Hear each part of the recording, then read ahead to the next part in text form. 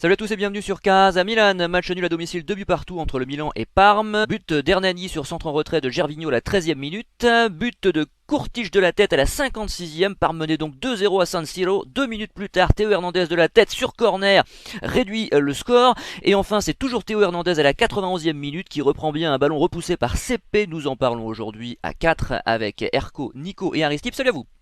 Bonsoir. Ciao. Bonsoir.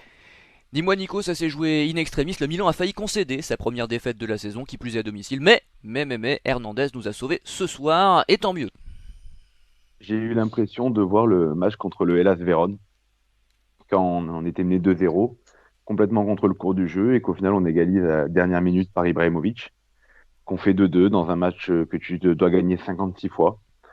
Ce match, il a tout simplement montré bon, que malgré, je trouve quand même le bon match du Milan, qui a joué avec ses armes parce qu'il manquait des joueurs, ben, si même moi je me commençais à me mettre un peu à rêver, de me dire mais est-ce qu'ils peuvent le faire? Ben, on a vu qu'il manquait un véritable remplaçant à Ibrahimovic, hein. Rebic en neuf, c'est pas possible, c'est bien pour un match ou deux, mais pas sur une trop longue durée, en espérant que le Suédois devrait revenir mercredi, mais qu'il ne se blessera plus surtout, parce qu'on en a trop besoin. Mais j'ai cru te dire qu'il se Euh, blessera sûrement, oiseau de mauvais augure, je me suis dit non, c'est pas et possible. malheureusement, à 39 ans, en enchaînant autant, c'est obligé que ça risque de revenir, hein. Et, et on a vu aussi, bon, même si Kalou a fait une très bonne prestation, qu'il manquait aussi un défenseur à la base dans cette équipe. Voilà, on a un banc qui malheureusement quand même on se rend compte est quand même peu fourni. Même si c'est mieux qu'avant, mais pas assez pour pouvoir jouer le titre, hein, même si on en a jamais parlé ici, mais c'est que plus les journées passent, plus tu gagnes, plus tu as envie de rêver. Et c'est ça qui est. Voilà, je me suis rendu compte de ça aujourd'hui. Je pense que avec mine de rien, l'Inter qui va mal et la Juve qui va mal est quand même juste derrière. Et je pense que dès qu'on va voir nos premiers faux pas qui vont vraiment arriver, qu'on va enchaîner notre mauvaise passe, on risque vite de revenir à notre niveau. Et c'est pour ça que c'est important de prendre les points le plus rapidement possible et de faire le trou sur les équipes comme la Lazio, l'Atalanta qui ont du mal en ce début de saison et pour toujours avoir cet objectif au final de la quatrième place. Mais en tout cas, quand même, bon match de l'équipe aujourd'hui. Aristide, on tape 4 fois le poteau, quand même, enfin 4 fois la barre et le poteau, du coup à la 40e on a Diaz et Çalhanoğlu qui frappent le poteau, on a également un coup franc toujours de Çalhanoğlu à la 46e, et enfin c'est toujours d'ailleurs Çalhanoğlu à la 51e qui frappe sur la barre. Il s'en est passé des choses durant ce match, ce point comme le dit Nico est important on maintient si je ne m'abuse l'Inter à 3 points, c'est bien ça? Oui, Oui, c'est bien ça, tout à fait. Mais MJ, je t'en avais parlé, les dieux du foot, les fameux dieux du foot. Bah, ils sont, on les a encore vus ce soir. Non mais on sait que Nico le a dieu bien du foot c'est résumé. Bakayoko, on a bien compris.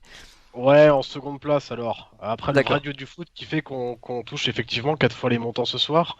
Nico a bien résumé la situation. J'avais l'impression de voir aussi le match contre le Hellas Vérone où contre Vents et Marais on a décroché le point du match nul aussi.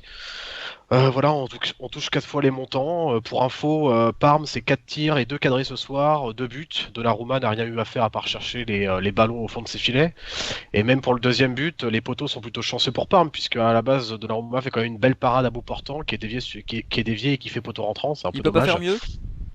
Je pense que non, la balle, ça va très vite, hein. Ça va très vite, et puis il est complètement abandonné par ses milieux défensifs et sa défense, et j'y reviendrai un peu plus tard. Je pense qu'il peut pas faire mieux. Enfin, je peux pas lui en vouloir à bout portant comme ça une tête qu'il arrive pas à la. Déjà, j'ai trouvé que sa main était quand même très ferme, alors que il est à quelques mètres des buts, hein. Mais je pense pas qu'il puisse faire mieux. Mais voilà, on a fait 26 tirs, hein. 26 tirs, 6 cadrés. 4 fois on touche les montants, 66% de possession de balle. Quand ça veut pas, mais quelle force mentale de l'équipe quand même. Parce que franchement, moi j'ai trouvé que lorsque. On pensait déjà que c'était fini à 2-0.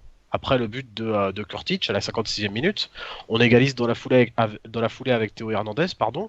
Mais enfin, revoyez le match, de la 60e à la 90e, enfin jusqu'à la fin, on était cramé physiquement, hein. Et Mhm. honnêtement, même les commentateurs, Bean, qui pour une fois avait une analyse juste, l'ont Ah. dit, c'est que voilà, Ah, ouais, non, j'ai Hosanna. trouvé que c'était correct. Bah, non, mais ils ont pas trop confondu les joueurs ce soir, donc c'était pas mal. Mais voilà, on était quand même cramé physiquement. Franck Kessié n'en pouvait plus. Léao est rentré à la 45e. Pour moi, il était blessé à la 47 ou 48e d'une super béquille déjà. On a joué à 10 pendant toute la deuxième mi-temps, mais c'est là qu'on voit la force mentale de cette équipe. Alors que là, tout le monde pensait qu'on allait perdre ce match parce qu'on avait vraiment plus aucune occasion ou très peu, aucun joueur de tête, aucun finisseur. Bah non, il y a Théo Hernandez qui nous a sauvés. On aurait même pu aller chercher, si on était gourmand, le troisième but, mais bon, ça aurait été un miracle. Mais voilà, moi, je souligne la force mentale de cette équipe parce que franchement, à 2-0, avec les blessés entre Gabia, Leao, etc., et Benasser, mais quelle équipe aurait pu chercher le point du match nul? Honnêtement, personne en Serie A aujourd'hui. Erco, le réalisme c'est pas mal dans le foot, non? Je sais pas, on parle souvent de possession. J'ai toujours dit moi que la possession ne servait à rien. L'important c'est ce qu'on fait du ballon et non pas combien de temps on l'a dans les pieds. Et finalement, la Samp, enfin pas la Samp, j'allais dire la Samp, c'est la semaine dernière. Parme a failli nous avoir ce soir. On a manqué de réalisme, mais la force mentale, comme le dit Aristide, si je résume, eh bien, nous a permis d'égaliser. Oui, clairement, je pense que c'est aussi la différence avec Parme, c'est qu'ils ont eu la force mentale pendant jusqu'au 0-2 et aussi ils étaient très solides, on a l'impression qu'on n'arrivera à rien. Et finalement, ben, on les a usés, et même eux, mentalement, ils ont craqué, là où nous, on a continué à y croire. Et ça a fini par y aller. Donc, c'est aussi un match, un mélange de malchance et aussi comment dire, de mauvais placement défensif. Parce que c'est pas vraiment la défense qui a été mauvaise, je pense que c'est le travail défensif des milieux de terrain. Notamment sur le premier but, je pense que c'est une erreur du milieu de terrain qui lâche le joueur, parce que le joueur n'était pas tenu. C'était Hermani, je pense.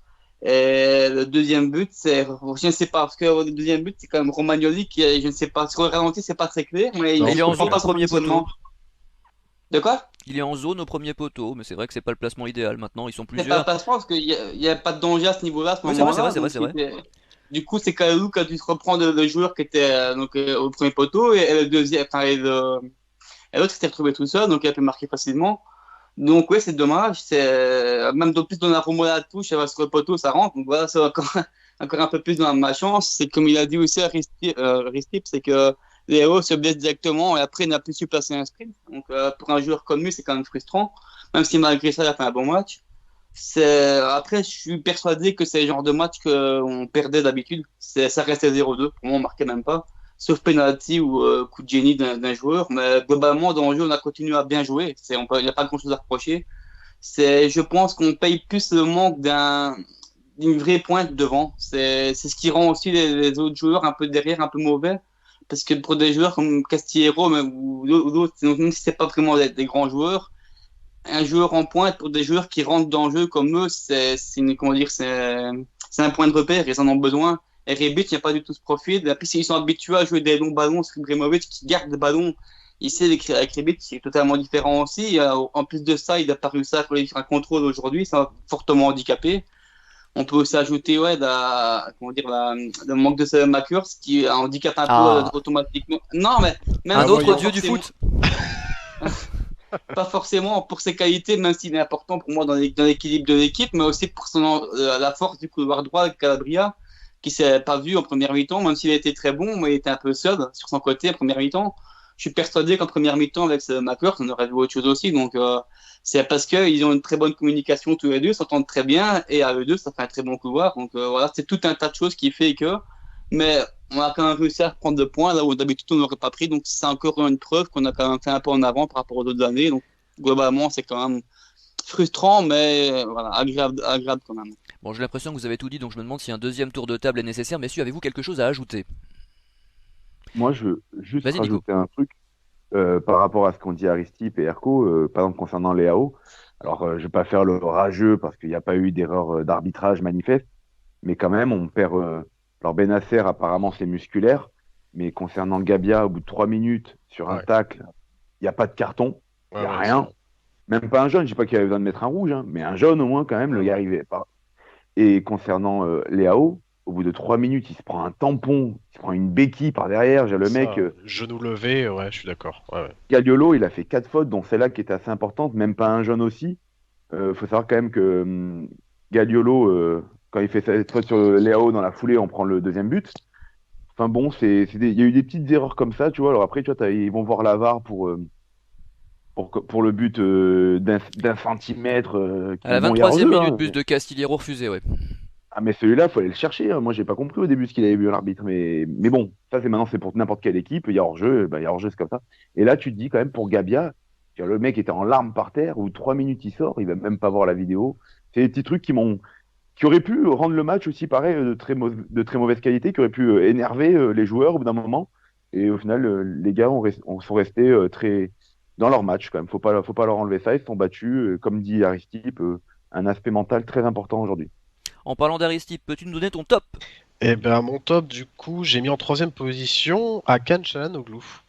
Pourquoi Hakan Çalhanoğlu? Parce que alors malgré la non-réussite et ces trois poteaux quand même, ou deux ou trois, je sais plus, je trouve qu'il a vraiment apporté dans le jeu aujourd'hui. Je trouve qu'il s'est bien mis entre les lignes, qu'il a apporté le surnombre, qu'il jouait juste techniquement, qu'il faisait des passes intéressantes pour décaler ses coéquipiers, pour une frappe ou une autre passe. Je l'ai trouvé présent. Souvent, je le trouve vraiment absent des débats. Aujourd'hui, je l'ai trouvé présent. Je trouve que malheureusement, son match n'a pas été récompensé par un but, par exemple. Mais bon, de mémoire, c'est lui qui tirait le corner sur le but de Oui. Théo Hernandez à la De toute 57e. façon, il tire Donc, tous les corners. Donc, bon. oui, il tire tous les corners, tout à fait. Donc voilà, bon, une petite passe décisive, mais je trouve que le match d'Hakan Çalhanoğlu était intéressant. Donc je trouve qu'il mérite ce top aujourd'hui. En seconde position, j'ai mis Calabria. Alors, sur le premier but, je vous avoue que j'ai pas le début de l'action en tête. Alors c'est Kalulu qui est sur Gervinho. Je sais pas vraiment où est Calabria à ce niveau-là parce que Kalulu m'a l'air bien à droite. Mais voilà, moi, j'avoue que défensivement, juste après le match, j'ai pas revu quelques actions. Je mettrais Calabria en seconde place parce que j'ai trouvé très bon offensivement et le peu que je l'ai vu défensivement, c'était quand même plus que correct. Je me prononcerai pas sur le premier but parce que comme je vous ai dit, j'ai pas tout revu.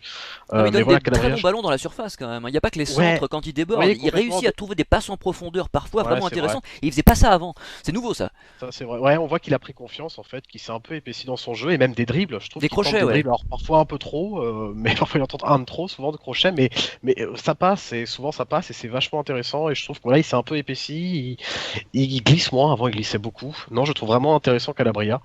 Et en première place de ce top, je veux dire, Théo Hernandez, honnêtement, aujourd'hui, c'est Théo Hernandez 2, Parme 2, hein, parce que Mm. honnêtement, sans lui, on le perd ce match. Il a été incroyable en vrai. Alors qu'il n'était pas Alors, même, terrible en début de saison. Et là, ouais, il revient vraiment bien. Et Dieu merci quoi. ouais, c'est ça. Bah, ouais, franchement, alors, pas terrible, c'est un grand mot, parce que c'est vrai qu'il a mis la barre tellement haute, je dirais, à partir de janvier, il y a un an, à partir de janvier, qu'on s'attend à des matchs incroyables de Théo Hernandez à chaque fois. Non, mais quand je dis pas Euh, terrible, c'est très moyen quoi. C'est-à-dire qu'on l'a souvent oui, critiqué quand même, faut reconnaître, depuis septembre. Il nous sortait des matchs souvent en demi-teinte, hein. oui, c'est vrai, en demi-teinte. En demi-teinte, sans être jamais très mauvais ou rarement mauvais, hein, mais là, ce soir, quel match, quoi. Enfin, même hors de ses deux buts, il a été partout. Ah ouais, c'est vrai. Attention, c'est lui qui Il fait a la sonné passe la révolte, enfin, ouais. ouais, il a sonné la révolte, il a provoqué plusieurs jaunes aussi. C'est lui qui fait la passe décisive qui est annulée pour Casillero ou Brahim Diaz, mais à la base, il est lancé par Rebic, il fait un super centre, il fixe le gardien, il fait un super centre en retrait à la 23e. Malheureusement, c'est annulé pour un hors-jeu d'un demi-orteil. Voilà, beaucoup de duels gagnés. Enfin, vraiment, Théo Hernandez, taille patron ce soir et merci pour ce point du match nul. Erco. En troisième position, moi, j'ai commencé par Kalulu, parce que voilà, c'est Ah, un joueur pour lequel j'attendais rien du tout. Je ne connaissais pas vraiment. Voilà, son début, sa pré-saison m'a pas vraiment extasié. Et voilà, donc c'est fait le premier match contre Prague m'avait déjà plu. Ici, il a confirmé contre une plus grosse équipe. À savoir qu'il est quand même rentré en cours de match pendant la période forte de Parme. Donc son premier gros client, c'est Gervinho. Il doit défendre sur le premier but. Pour moi, on peut pas y reprocher grand-chose. Il doit quand même défendre proche du rectangle. C'est quand même compliqué de tenir quelqu'un à ce moment-là. Et puis c'est Gervinho quand même. C'est quand même un habitué de la Serie A qui est quand même habitué à casser des reins. Donc on peut pas, pour moi, on peut pas lui en vouloir sur ce but-là. Mais sinon, pour le reste, je trouve qu'il a dire balle au pied, il est très bon dans ses relances ou même techniquement, je trouve qu'il a vraiment quelque chose. On voit qu'il a quand même pas mal joué à droite aussi. Il est rapide pour un défenseur central, c'est important. C'est quand même rare d'avoir un défenseur central aussi rapide. Et surtout, il a un très gros sens, pour moi en tout cas aujourd'hui, de l'anticipation, une très bonne lecture du jeu. Il a quand même pris souvent dessus sur les joueurs devant eux, grâce à son anticipation. C'est à son jeune âge, en plus, c'est quand même assez relativement important. Hein. C'est assez rare de voir ça. C'est à savoir qu'il a quand même un début de saison très compliqué, puisqu'il n'a eu aucun temps de jeu, il part de très loin, il monte en puissance. Donc pour moi, s'il fait partie du top 3 aujourd'hui, c'est pas seulement pour l'encourager, mais c'est vraiment parce qu'il fait partie des 3 meilleurs à mon goût. C'est une très belle surprise. En deux, Calabria aussi, puisque pour moi, pour l'instant, c'est devenu vraiment un pendant à Théo Hernandez à droite. C'est, même s'il est un petit peu moins physique dans ses remontées de balles, Moins de buts mais aussi. moins de buts, mais bon, en gros, hormis ça, tout ce que Théo fait, il le fait aussi. Donc, offensivement, il a vraiment pris du galon. C'est un joueur qui s'est centré maintenant, dans les prépositions et qui joue peut-être un peu mieux dans l'axe que Théo, en tout cas pour combiner avec les autres et avec un peu tout le monde. Donc c'est un joueur qui apporte aussi sa grinta un peu, comme Théo le fait. C'est un joueur qui vient avec le couteau entre les dents. Tu vois que c'est un joueur qui est amoureux de son maillot, qui porte le maillot dans son cœur.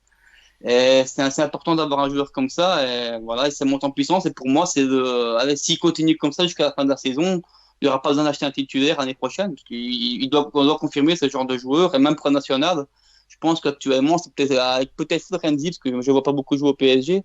Mais allez, je ne vois pas qui pourrait être meilleur que lui pour l'instant à droite. Et voilà, en premier, ben, tout logiquement, Théo qu'on a retrouvé donc, définitivement de l'année passée, celui qui est inarrêtable, qui a la hargne, qui est aussi un des 3 leaders pour moi de l'équipe, même des 4 avec si on compte Kier avec. C'est le joueur sur qui tu peux compter même quand l'équipe ne tourne pas. Même si l'équipe n'y croit pas, lui, il y croira toujours. Et c'est toujours lui qui a apporté ce petit côté malin et vicieux aussi quand il le faut. Il sait aller chercher des fautes importantes, casser le rythme des adversaires. C'est sans parler évidemment de ses qualités offensives qui sont de plus en plus impressionnantes et qui va encore au moins égaliser son record de buts et d'assists de l'année passée. Donc on peut être qu'heureux d'avoir un joueur comme ça et espérer qu'il se blesse pas parce qu'on n'a pas vraiment d'alternative, parce que Dalot c'est correct, mais bon voilà, c'est loin d'être Théo. Donc ce serait aussi peut-être quelque chose à faire en janvier à ce niveau-là, mais bon, tant qu'il est en forme et tant qu'il joue, tant qu'il n'est pas blessé, profitons de ce grand talent et de la chance de l'avoir dans notre équipe. Ce qui est fou, c'est Nico, pendant des années, on a dit que les côtés, notamment en défense, étaient le point faible de l'équipe et c'est en train de devenir le point fort. Et surtout côté gauche, on a eu des champions du monde quand même, qui sont passés Antonini, avant Antonini, Léandre Rémy, Taiwo, Mesbah, Mesbah, Constant, Kevin Constant. Oh là là, les Petit gars. star. J'ai un maillot de Kevin Constant, les gars. J'ai un Oh, maillot. on te l'a offert? Non, c'est vrai. On t'a payé pour le prendre? On me l'a offert. Ah bah Non, c'est tout pas arrive gentil, Nico, ça. tout arrive. Alors dis-moi, quel est ton top? Moi, le top 3, en numéro 3, j'ai mis comme Erko Kaloulou. Car franchement, il avait joué donc jeudi contre le Sparta. Il avait fait un bon match. Mais bon, dans un match quand même sans enjeu. Là, il y avait donc un enjeu. Il rentre en cours de match, c'était pas du tout prévu. Il passe même devant Duarte, qui à la base est le 3e défenseur. Enfin, qui aurait dû être le premier remplaçant plutôt. Et il fait un très bon match. Il est propre. Alors oui, c'est vrai. Il est sur les 2 buts aussi. Comme tout le reste de la défense, ils se sont tous un peu abandonnés les uns les autres. Mais pour un premier match en Serie A, j'ai trouvé ça très encourageant et c'était pas une option pour personne, que ce soit apparemment un peu le staff comme pour les supporters. Et au final, on se dit que bon, voilà, limite, tu dis même si Gavi, on sait pas ce qu'il a là, et peut-être s'il est pas là mercredi, tu dis bon, bah, il y a Kaloulou. C'est pas non plus si on savait que c'était Duarte qui devait jouer quoi. Déjà, on se dit bon, bah, il a fait au moins 2 bonnes prestations et on va lui donner encore un peu plus sa chance. En numéro 2, Çalhanoğlu, qui aurait vraiment mérité de marquer un but. Jusqu'à l'heure de jeu, après il a vraiment descendu en régime, mais il était vraiment au four et au moulin, il était partout, c'est lui qui déposait le jeu, et il a fait un très bon match, donc rien à dire, et il aurait mérité donc de marquer un but, et cette reprise fouettée là sur la première qu'il met sur la barre, là, elle est magnifique, la double barre là, entre Diaz et lui, et et je me demande comment il a fait. Il y a le coup franc, il y a le poteau, et il y a surtout le face-à-face où il envoie sur la barre, là, limite. J'arrive pas, je me demande comment il a fait pour la rater, celle-là. Mais bon, il a quand même fait un bon match. Et en numéro 1, bon, j'ai rajouté juste un truc en plus par rapport à mes 2 acolytes sur Théo. C'est que ça fait longtemps qu'on n'a pas eu un gars qui confirme, en fait, une très bonne saison et qui repart comme ça. Et c'est un diesel, ce mec, et il a commencé doucement sa saison. Et là, on le sent qu'à mon avis, jusqu'à Noël, ça va être des feux d'artifice, hein. Oh, Benasser quand même? Oui, Benacer aussi, bien sûr, mais. Ah, c'est un diesel aussi pour moi, Benasser, en vrai. Ah, Non mais je veux dire, qui confirme. Benacer, Ah oui. oui, mais Benacer avait, on va dire, a vraiment pris de l'ampleur en deuxième partie de saison. Lui, ça avait été dès le début, même dans le marasme de Giampaolo. Ouais. Il y avait Théo déjà qui ressortait, quoi. Et là, c'est vrai que pour l'instant, je trouve déjà, hein, pour un défenseur gauche, faire autant de passes D, de buts, c'est énorme. Arriver à continuer à reconfirmer, c'est incroyable parce que moi, je me suis dit, il va jamais faire le quart de ce qu'il a fait l'année dernière. S'il une saison, puis après, bon, bah, il va redescendre d'un niveau en dessous. Et le voir monter en régime, là, la saison continue, et il monte en régime, c'est rassurant pour la suite et c'est un joueur qui va être très difficile à garder de toute façon l'année prochaine parce que ce qu'il fait, c'est assez impressionnant. Bien, on passe au flop alors, Aristip. Oui, je voulais juste rebondir sur ce que Nico disait sur Théo Hernandez. Ce qui me bluffe aussi avec ce joueur, c'est que bon, avec sa volonté et tout ce qu'on sait, c'est qu'en plus, il réussit toujours à faire ce qu'il veut ou presque. Enfin, je veux dire, là, ça fait quand même plus d'un an qu'il fait ça. C'est 1-2 avec Rebic, même ses courses dans l'espace sur son aile gauche ou ses percées dans la défense, ça fait, enfin, c'est quand même. Voilà, il fait deux trois actions, c'est toujours les mêmes, hein, comme le crochet du gauche de Ariane Robben. Pourtant, ça passe toujours un an après. On aurait pu se dire à la El Shaarawy il y a quelques années, rappelez-vous. Voilà, une fois que les défenses de Serie A vont connaître un peu Théo Hernandez ou les milieux de terrain, Ouais, ils mais vont il a une s'adapter, vont essayer puissance, de lui il a mettre. donc une Mais marge. c'est ça. Tu comprends? Mais c'est incroyable. Rien qu'avec sa puissance, même si tu sais ce qu'il va faire, bah, il arrive toujours à le faire. Et ça fait toujours un jaune, au pire plutôt un jaune pour l'adversaire, sinon un rouge. Et au mieux il passe quoi. Donc c'est ça qui est incroyable, c'est qu'il arrive toujours à faire ce qu'il veut faire, alors que ça fait un an qu'il fait, j'ai pas envie de dire la même chose, mais c'est quand même, voilà, c'est des percées, c'est des grosses percées entre les milieux adverses et c'est quand même impressionnant et moi je trouve ça fabuleux. Et sinon pour mes flops, alors j'ai eu un petit pincement au cœur, j'ai mis en troisième position de ce flop les deux milieux de terrain, le double pivot, Kessié Benasser, avec un gros moins pour Kessié. Ça me fait un peu mal au cœur parce que pour moi, leurs performances de ce soir, elles sont aussi dues à une fatigue physique qu'à un manqué footballistique. Fallait voir l'état de Kessié à partir de la 55-60e, il en pouvait plus le garçon. Et c'est tout à fait compréhensible parce que c'est un des joueurs qui joue le plus depuis août. Mais alors sur le premier but, Kessié, premier but d'Hernani à la 13e minute, bah, il se retrouve devant Donnarumma alors qu'il devrait plus être sur Hernani. Et sur le second but, c'est Kessié et Benasser qui redescendent pas assez. Du coup, Kortic, il est tout seul tranquillement à 30 mètres de notre but.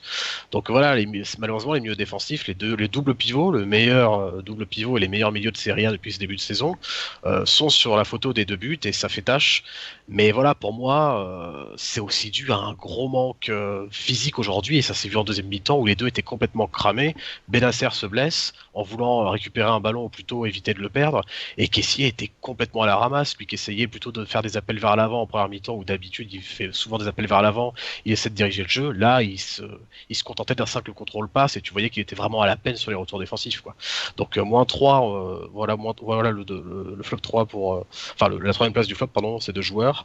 En deuxième position, j'ai mis Rebic, qui a pas. Voilà. Enfin, comme d'habitude, je vais passer vite sur lui, qui a pas fait grand chose, mais j'en attends pas grand chose à ce poste-là. Pour moi, c'est un ailier gauche, et je vais encore me répéter, mais voilà. Et en première place, j'ai mis encore Brahim Diaz. J'ai mis encore Brahim Diaz parce que c'est trop peu, on le voit pas assez. Puis quand il joue avec Hakan Çalhanoğlu, j'ai l'impression qu'il se marche dessus. Je suis pas fan de leur redoublement de passe sur un espace de 3-4 mètres qui sert un peu à rien en première mi-temps. Je trouve qu'il se projette pas assez, je le trouve un peu pareil, hein, toujours frêle physiquement. Je me répète, hein, comme Rebic, mais voilà, c'est encore. Il sort pour Hog à la 45e qui fait pas une meilleure entrée, mais voilà, Brahim Diaz, ça a quand même été vraiment compliqué aujourd'hui en première mi-temps. A-t-il déjà fait un grand match comme titulaire? Non, pour moi non, non. À Il a chaque fois on été parlait deux, de trois bonnes fois très rentrées en bon jeu, mais remplaçant. jamais comme titulaire, on est d'accord, hein. Ouais, je suis d'accord. Non, pour l'instant, en titulaire, il a souvent été décevant. Je me rappelle pas d'un bon match en tout cas. Erko? Oui, donc en troisième position, ouais, j'ai mis donc Castillero. Là, c'est pas son pire match non plus aujourd'hui, mais je vois pas ce qu'il apporte, même quand il est apparemment en forme comme cette année-ci.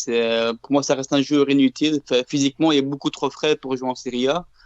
Enfin, on dirait un Suso j'ai envie de dire un Suso du pauvre, parce que voilà, ce que Suso il faisait comme une patte gauche qui était intéressante, mais c'est que Castillero n'a pas, donc c'est vraiment aucun apport à l'équipe. Oui, il se bat, c'est vrai, il se bat, mais ça reste assez faible, surtout avec son physique. Se battre, ça sert pas à grand chose. Donc, à part sa mentalité, ben voilà, il apporte vraiment rien. C'est un point faible du côté droit. Ça s'est ressenti à sa sortie. À part après, donc, avec Léo, même d'essai sur une jambe, ben, il a quand même fait beaucoup mieux que lui. Donc, voilà, c'est un joueur à faire partir au plus vite.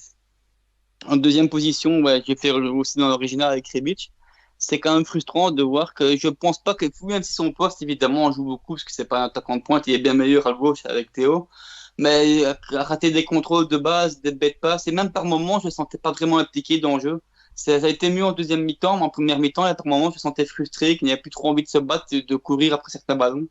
Même s'il a fait une très belle passe sur Théo, sur un but annulé de Castillero, j'ai pas Pour moi, il a été ouais, vraiment mauvais. Il a été un boulet pour l'équipe. Il a pas le peu de combinaisons qu'on a essayé de faire en première mi-temps, ça a été dans tout été foiré, principalement de sa faute. Il a rien réussi. Il était pas. Pour moi, il y a vraiment un gros manque de confiance. Le fait de ne pas avoir marqué non plus, ça doit jouer beaucoup. Le fait de jouer avec lui comme si on jouait avec Ibra, j'ai déjà dit, mais ça doit jouer aussi, c'est vrai. Mais la mentalité, le côté tueur qu'il a d'habitude dans sa façon de jouer, il ne l'a plus pour l'instant. Donc, avec un DO qui monte en puissance et un haut qui est là, qui pousse tout doucement la porte derrière, voilà, il a intérêt quand même à se reprendre assez vite. Et donc, en première position des flops, donc j'ai mis Diaf, Diaz, voilà, merci, ouais, excuse-moi. Donc, c'est qui me fait un peu penser à Jovinko à l'époque de la Juve, quoi. Il y a beaucoup de talent physique, techniquement, c'est peut-être même le meilleur joueur qu'on a de l'équipe, si on prend seulement la technique pure. Mais physique, beaucoup, beaucoup trop frêle aussi. Et là, la volonté est là. Je pense pas qu'il a envie de mal faire, mais il a aussi un manque d'intelligence et de lecture du jeu. Il n'est pas souvent bien placé, surtout quand c'est censé être un meneur de jeu, mais je vois pas du tout en quoi. Le peu de matchs corrects qu'il a fait dans ses rentrées, c'est quand il jouait sur un côté, notamment à droite. Mais il n'a pas du tout profité pour jouer dans l'axe, ni même pour être titulaire. Il a pas du tout les épaules contre des équipes qui sont encore fraîches et qui sont encore solides. Ben, ça sert à rien, il sert pas à grand chose. Voilà, il a aucune, même s'il a quand même fait son équerre, qui était quand même encore peut-être un beau but, mais hormis ça, il a pas, comment dire, le dernier geste, il n'est pas là. Il y a pas, c'est vraiment un joueur à faire rentrer. C'est un peu comme Mertens au début quand il joue à la 4 de rouge quand il était au PSG. Quand il est titulaire, il n'incite pas, et c'est seulement quand il rentre en jeu. Ben, je crois que c'est ce genre de joueur. Et honnêtement, si on doit remettre un titulaire et un jeune à son poste, hein, beaucoup vont peut-être dire le contraire, mais moi je pense que je préférerais mettre un Maldini qui est à nous et qu'on peut faire évoluer et qu'on peut faire grandir que de remettre un joueur comme ça qui n'apporte quand même rien. Et au moins on sait bien que Maldini, ben, à la fin de saison, il sera encore avec nous, quoi. Donc voilà, j'espère quand même voir un peu plus de changements à ce niveau-là aussi. Nico. moi, alors, c'est un petit flop, hein, de manière générale, parce que j'ai pas trouvé non plus que les joueurs étaient passés complètement à côté de leur match. Je suis d'accord avec Aristip, la paire Kessié Benacer très très fatigué, Kessié qui enchaîne tous les matchs, Benacer que ça fait un match sur deux qu'actuellement il souffle parce que déjà il y a des petites alertes musculaires, c'est pour ça que il n'avait pas joué la dernière fois que contre la Sampdoria c'était Tonali. Ils n'ont pas voulu prendre de risque contre Prague parce qu'ils voulaient absolument qu'il soit là contre Parme. Et ben le problème c'est quand tu tires sur la corde et que les mecs ils enchaînent, ils enchaînent, ils enchaînent, bon ben c'est ce qui devait arriver, c'est passé, il s'est fait mal. Certainement, mercredi, on comptera pas sur lui et on fera le maximum pour essayer de le récupérer avant, pour qu'il puisse jouer un des deux derniers matchs de la saison. Mais bon, je les ai pas trouvés non plus nuls, hein. C'est juste que bon, bah voilà, ils sont un peu fatigués, ils tirent la langue au milieu de terrain et c'est normal. Tonali a pas mal joué ces derniers temps, il a été plutôt pas mal. Après, c'est un turnover aussi. Et malheureusement, Krunic, on a pu voir ces derniers temps qu'on ne peut pas compter sur lui. Il y a vraiment une baisse de niveau importante quand Krunic remplace l'un des deux joueurs. Avec Tonali, on a remarqué aussi une baisse, mais on descend pas de deux catégories quand même. Avec Krunic, si. En numéro 2, j'ai mis Calabria, que moi ça m'a surpris les gars que vous mettiez dans vos tops. Parce que même si, comme j'ai dit tout à l'heure, sur les deux buts que Milan a pris, la défense est aux abonnés absents, il y en a quand même un qui est plus aux abonnés absents que les autres. Ben, c'est Calabria, parce que le premier but, c'est un contrôle raté au milieu de terrain de Calabria, qui fait que le joueur de Parme récupère le ballon, longue transversale sur Gervinho, et c'est Kalulu qui vient combler dans le couloir. Et la suite, on la connaît. Sur le deuxième, c'est encore un long ballon de l'équipe de Parme, cette fois côté Théo. Et quand on voit le centre qui arrive entre Courtige, qui vient se mettre entre Benacer et Kalulu, si je dis pas, ou Calabria, on voit Calabria qui arrive en courant à bloc derrière, qui est complètement à la ramasse en fait derrière, on ne sait pas où est-ce qu'il est, où est-ce qu'il était, peut-être qu'il avait fait une pause, mais voilà, malheureusement sur les deux buts, on le voit comme ça. Moi, je le vois je le vois complètement à la traîne, et surtout sur le premier où il rate un contrôle assez facile, peut-être pas facile, mais pour un professionnel assez dingue au milieu de terrain, tout seul, sans pressing, qui derrière amène un but. Après, c'est vrai que hors ça, il a été intéressant. La preuve, le deuxième but, ça vient aussi d'un centre, de son centre pour Rebic. Il a beaucoup proposé. C'était pas le match qu'il a. C'est un peu le match qu'il a fait aussi contre le Verona où il était complètement aux abonnés absents sur les deux buts et malheureusement il avait pas été si mauvais, mais moi je me rappelais des deux buts et ben là c'était un peu pareil. Et en premier, j'ai mis Diaz. C'est un gars que j'ai beaucoup encensé au début quand je l'ai vu parce que je rejoins Erko. Ce mec-là, je pense que balle au pied a un talent dingue, réellement. Malheureusement, je le trouve de plus en plus beaucoup trop frêle. Euh, il a un besoin de jouer très vite. Avec Ibrahimovic, mine de rien, quand il joue avec Ibra, c'est quand même beaucoup plus simple pour lui. Après, il faut dire qu'Ibra facilite aussi énormément les choses pour tous les joueurs autour de lui. On se rappelle Mais pour Nocerino. bien sûr, Nocerino, on est le plus grand exemple, hein. Mais c'est vrai que quand il est en début de match, il a beaucoup de mal à s'affirmer. Il arrive plus à faire la différence quand même, à faire plus de différence en tout cas quand il rentre en cours de match. Qu'il faut aussi que le Milan, que l'équipe pousse.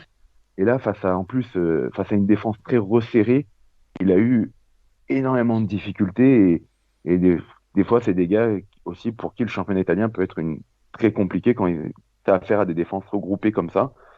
Bon, je pense que peut-être que le mettre à chaque fois titulaire et le sortir à la mi-temps comme le fait Pioli, c'est peut-être pas non plus la meilleure des trucs. Dans ce cas-là, autant mettre directement, parce qu'il hésitait, apparemment, il y avait un ballottage avec Hoguet, autant mettre peut-être le Norvégien tout de suite. Et dans ce cas-là, tu le fais rentrer en cours de match. Surtout que le Norvégien a fait de très bonnes prestations ces derniers temps. Même si lui, ben, il a été remplacé par Diaz, on a vu qu'Hoguet n'a pas fait un bon match non plus. Voilà. Mais c'est dommage parce que c'est un joueur quand même que je trouve qu'il y a quelque chose et j'espère qu'on va le revoir. Et je Oui, et pense puis que les jeunes. oui, il est jeune et qu'il peut briller par coup d'éclat. Après, comme ça y a dit Arco, si c'est un gars qu'on fait l'année prochaine, ne restera pas chez nous.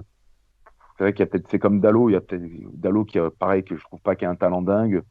Je préfère faire jouer des gars comme Conti que Dalot. Et dans ces cas-là, c'est que, parce que apparemment Manchester ne veut pas discuter pour Dalot, ce sera un pré-sec. Si c'est pareil pour Diaz, même s'il y a un peu plus de discussion, si vraiment on voit qu'on pourra pas faire quelque chose, autant essayer de faire jouer un jeune du centre qui lui va rester. Dans ce cas, donner plus de temps de jeu à quelqu'un qui va rester, parce que si c'est pour le former pour le Real Madrid, non, ça m'intéresse pas des masses. Bon, passons au mot de la fin d'Aristippe. J'ai deux petits mots de la fin. Le premier, c'est je trouvais jusqu'ici les changements de Pioli pertinents.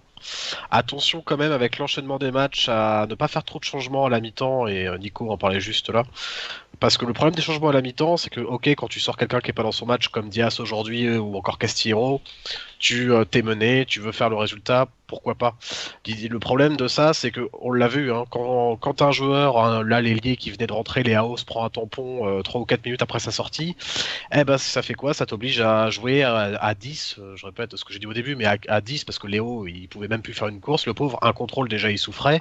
Donc voilà, on a joué à 10 pendant 45 minutes. Donc attention, là c'était payant jusqu'ici, mais comme on enchaîne vraiment tous les 3 jours, et, ça m'amène à mon deuxième mot de la fin, et que la liste des blessés commence à être assez longue, pardon, puisque là, Ibra n'est toujours pas à rechuter. Léao, pour moi, je suis pas certain qu'il soit là pour Genoa Milan mercredi prochain. Benacer, il sera pas là, c'est sûr. Gère non plus, et le Makers non plus. Donc voilà, attention au changement à la 45e parce qu'on peut perdre des joueurs en deuxième mi-temps et c'est compliqué, après on peut pas les remplacer. Et voilà, mon deuxième mot de la fin, c'est que la liste des blessés commence à être longue, hein. Ibra, Léao, Benacer, Comme Gère, chaque année, hein. Makers.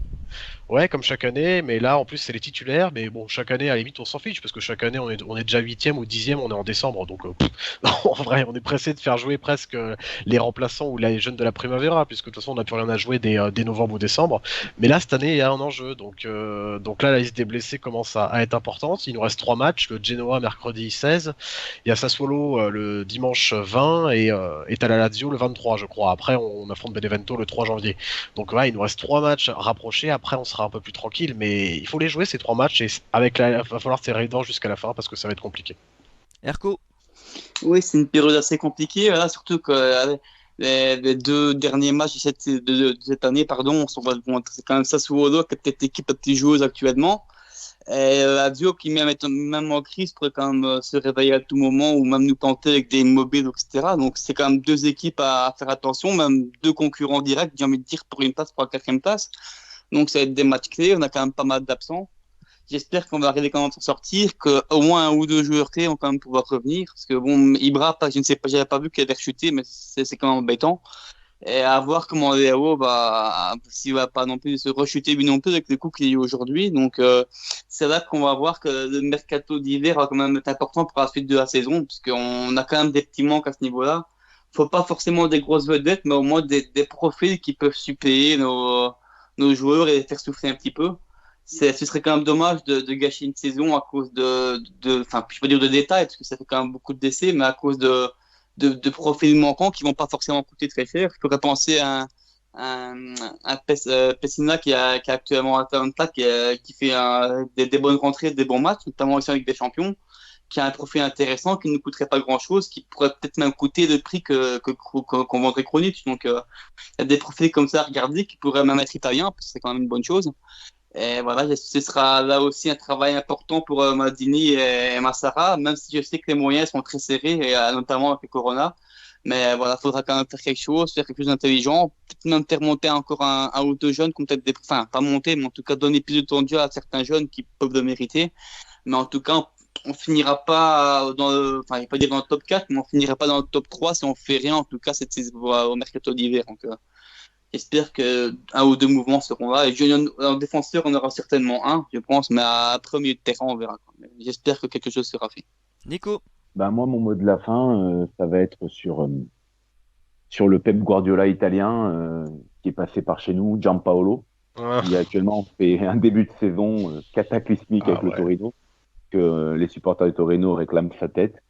Donc voilà, le Torino est relégable avec 6 points après 11 journées. Je me demande comment Arrigo Sacchi a pu adouber un type pareil. Enfin bon, il y a quand même des trucs des fois chez Arrigo Sacchi qui sont dingues. Et pour rejoindre Erco concernant le mercato, et qu'on vient de le dire encore dans cette émission, il manque une doublure à Ibra. Ça fait un bout de temps que les Milanais le veulent, mais c'est peut-être le moment d'aller chercher Belotti. Alors après, c'est certainement ça coûte de l'argent, mais c'est peut-être le moment d'aller chercher Belotti pour faire tourner pour la fin de saison avec Ibra. Ibra, moi je reste à dire quand même qu'il faudra s'arrêter peut-être à la fin de l'année quand elle arrivera. Et enfin, essayer de avoir un joueur comme Belotti, tu peux t'inscrire dans de la durée. Et on sait qu'en plus c'est un Milanista, donc c'est intéressant. Et avec la Coupe d'Europe, le Milan avec les 16e de finale de Coupe d'Europe, et ce match qui pour moi a montré que Milan doit vraiment ne surtout pas brader l'Europa League, car le titre, franchement, c'est pas possible. Voilà, avoir deux attaquants, Ibra, Belotti, je pense qu'il y aura du temps de jeu pour tout le monde, et ça permettra de faire souffler même notre grand Suédois. Bon, alors moi j'aurais deux petits mots de la fin historique. Le premier m'a été inspiré par les poteaux, parce que je crois pas qu'on ait souvent vu des matchs avec autant de poteaux. Et ça m'a rappelé le quart de finale retour de Ligue des Champions 95 entre le PSG de Luis Fernandez et le Barça de Johan Cruyff. Victoire 2-1 du PSG, but de Rail et de Guérin qui ont répondu à Baquero. Le PSG avait touché 5 fois les poteaux. Georges Weah, tout début de match de la tête sur centre de Ginola, ce même Ginola 3 fois la barre. Et enfin Rail sur un centre en retrait de Valdo qui fait une tête plongeante sur le montant de Busquets. C'était vraiment un match exceptionnel, si vous pouvez le regarder, je vous le conseille. Et dernier point quand même, il fallait en parler, Paolo Rossi qui nous a quittés, légende du foot italien, qui nous a permis de remporter la Coupe du Monde 82, qui est au panthéon du football italien, et c'est une bien triste histoire. Voilà, Paolo Rossi qui est parti très très jeune, et j'invite là également tout le monde à lire la lettre que lui a écrite Roberto Baggio, mon idole, autre légende du football italien, qui est magnifique vraiment, qui a été publiée dans les colonnes de la Gazzetta, et voilà, c'est une triste histoire, vraiment. Le décès de Paolo Rossi, on a parlé de Maradona il y a quelques jours. C'est vraiment malheureux, et l'année 2020, y compris dans le football, est très triste. Voilà.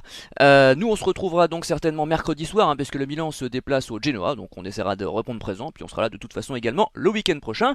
Bonne semaine à tous, salut! Ciao.